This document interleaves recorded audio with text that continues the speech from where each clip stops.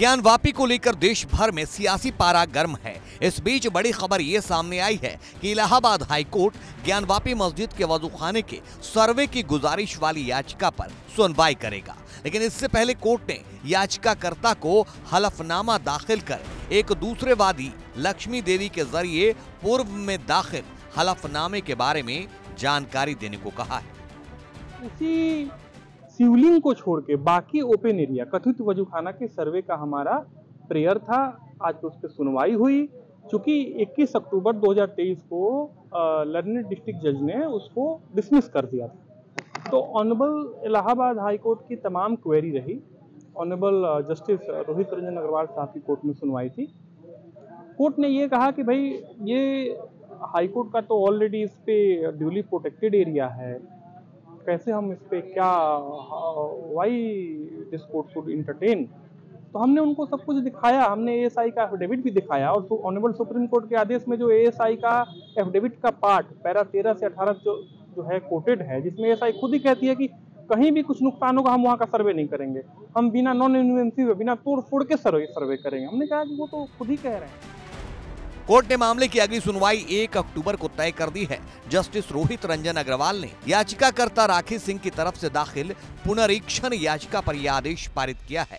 राखी सिंह ने यह पुनरीक्षण याचिका दाखिल कर वाराणसी के जिला न्यायाधीश द्वारा 21 अक्टूबर 2023 को पारित आदेश को चुनौती दी है, जिसमें जिला न्यायाधीश ने ज्ञानवापी मस्जिद में वजूखाना क्षेत्र का सर्वे करने का निर्देश एएसआई को देने से इनकार कर दिया था। हालांकि कोर्ट ने जो भी क्वेरी किया आज हमने सबका जवाब दिया, असिस्ट किया। हमारा काम है देखिए कोर्ट को असिस्ट करना। कोर्ट किसके पक्ष में फैसला करती है नहीं करती है, इससे ये मेरा कंसर्न नहीं है।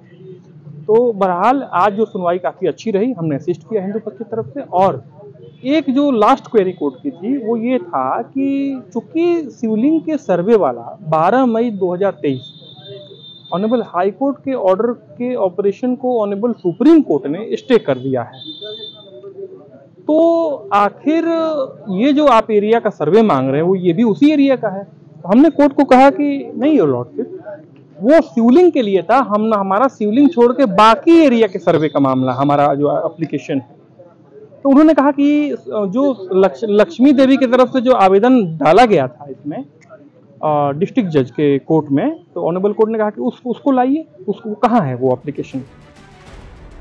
वाराणसी की अदालत में श्रृंगार गौरी पूजा मामले में याचिकाकर्ताओं में से एक राखी सिंह ने अपनी पुनरीक्षण याचिका में तर्क दिया कि न्याय के हित में वजूखाना क्षेत्र का सर्वे जरूरी है, क्योंकि इससे अदालत को निर्णय तक पहुंचने में मदद मिलेगी।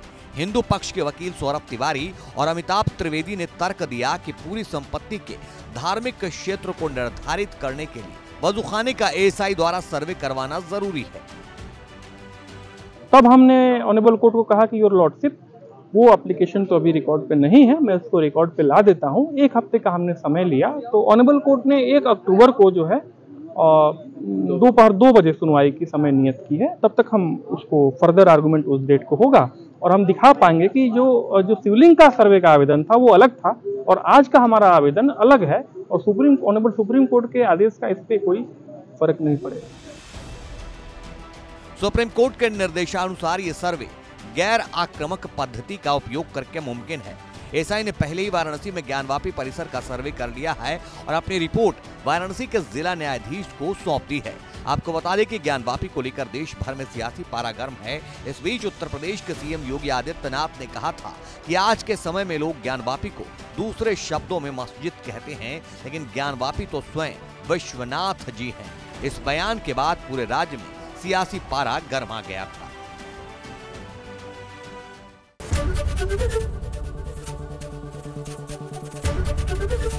एबीपी गंगा, खबर आपकी, जुबान आपकी।